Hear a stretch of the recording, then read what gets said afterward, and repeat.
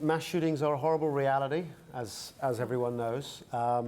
It's, happens once every 2 weeks, statistically in the US. And it's just, as an outsider looking on, it's such a shame that the debate is so polarized. Because it's like people are just shouting at each other. And I really wanted to make a film which wouldn't tell people how to think, because it's such a political issue. Yes. And people are either pro or against something, and what gets lost is the human experience.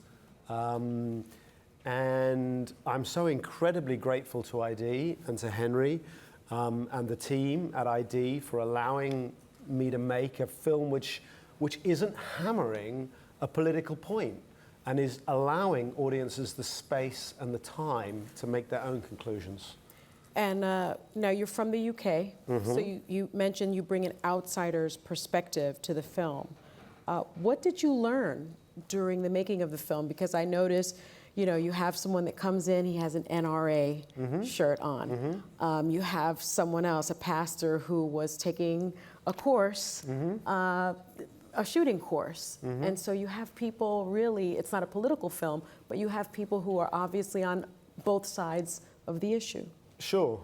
And there's, as you mentioned, that heartbreaking letter where the pastor's reading, and it's all about this great day with her dad when she went shooting, and there's the guy who gets me every time still, Quentin's father, and he's there recollecting this incredibly important day for him and his dead son now, which was going hunting. And, you can't take guns out of the American experience. Unfortunately. It's a reality. It's different in the UK. It's different in the UK, and it's different in lots of other places, but it's not my job to tell Americans how to live in America, right? That's your job. And it's just obvious as you come in that guns are built into this country, and if collaboratively a solution is going to be found, you're going to have to kind of accept that.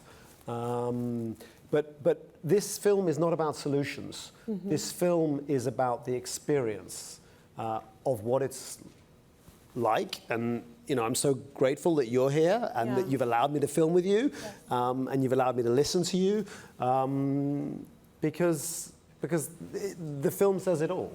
We've been to every one of those shootings. We are first responders for survivors.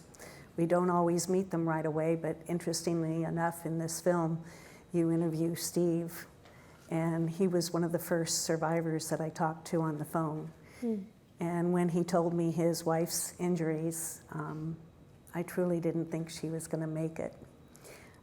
Unfortunately, my calendar was stolen, and his number was in it, and I didn't get to follow up with him. So your film has reconnected us, which is lovely. We have also met a lot of other survivors from Las Vegas. We responded to Sutherland Springs. We responded to Parkland, and our first response, where we went into a city that had been affected by gun violence, was Sandy Hook, which was 5 months after we lost our daughter in Aurora. So this has been a journey of ours. So to see this film and to hear those stories without any of the political arguments being made. Some people will not like it because of that, and other people will really appreciate the fact that they're hearing the honest stories from the people directly affected, and they're hard stories to hear. When you hear somebody talking about that little boy, we're from San Antonio, Texas, and that little boy in Sutherland Springs is just outside of San Antonio. Culture away, I mean, different as night and day. But we watched that little boy go through his ordeal every night on the news for many, many months. So we feel like even those we don't know, we know. And we know their stories. So The film does a really good job of making those stories extremely real.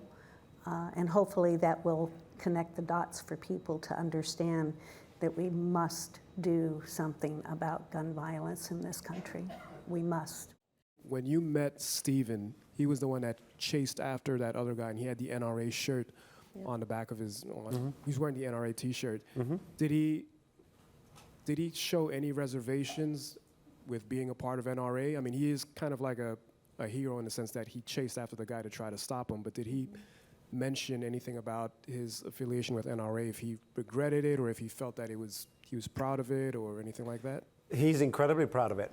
Stephen Williford and the NRA are incredibly proud of him. You know, in a way, he's what, you know, liberals kind of don't want to hear, but, you know, he's a good guy with a gun. And thank God he was there, you know, and, you know, you can hate guns and you can still watch this film and you can still be like, I want him to get him. I want him to get him. Yeah. You know, and we need to acknowledge the complexity of this debate. You know, it's not simple. And he admitted his fear. Yeah, So. yeah. You know, this is a complex issue, and it's not for me to solve. And we know that mental illness strikes 1 in 3 people, and you never know when it's going to strike you. And so, you know, it's complicated, right? Gun ownership.